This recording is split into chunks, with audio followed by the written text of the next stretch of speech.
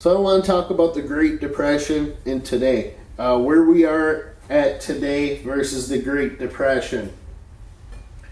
The Great Depression started in 1929 and it went to 1939. So it was the period of 10 years of the most economic hardships this country has ever seen. Right now I consider we are already in an economic hardship. Goods keep going up in value, wages aren't going up, the rich get richer and the poor get poorer. It's hard enough to afford things that you want when you can't afford the things that you need, such as food, rent, electricity. Everything's going up in value, wages really aren't. That's what's causing the economic hardships we see. If they rose the wages, the price of everything would go up even further, which that could be very nasty, and it's going to create a snowball effect, which is not going to be good. Well, anyways, let me get back to the 1929 stock market crash. In September 1929, stock markets are at an all-time high. October 1929, stock markets showed the most rapid decline in stock prices ever seen. The 1920s were referred to as the Roaring Twenties, which showed the greatest economic improvement since the Industrial Revolution. Everyone had a job in the 1920s. There were 2 jobs for every American. And today, if you go to Detroit, which used to be the manufacturing capital of the world, it looks like a ghost town. If you go to Flint, Michigan, it looks like a ghost town.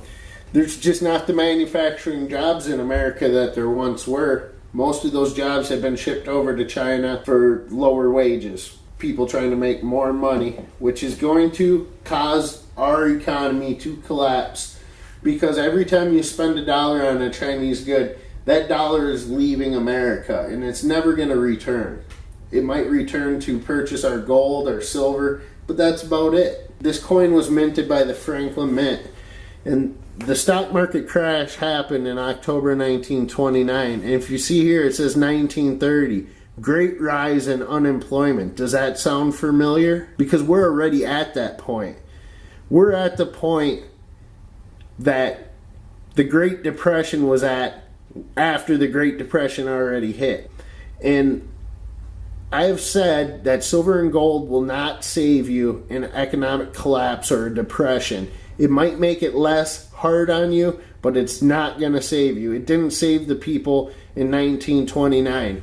And in that period, silver and gold were money. So it would not save them. It's not going to save you. Go to Walmart and you can look at 1,000 tags and chances are you aren't going to find anything made in America. So every time you purchase a foreign-made good, you're sending the money out of the country. If they are spending their money, they're purchasing gold, they're purchasing silver, they're purchasing anything of value. And we're purchasing nothing of value. We're purchasing junk. So in the 1920s, I feel we had our stuff together a lot better than we have our stuff together today. In the 1920s, it was very common to have a stay-at-home wife.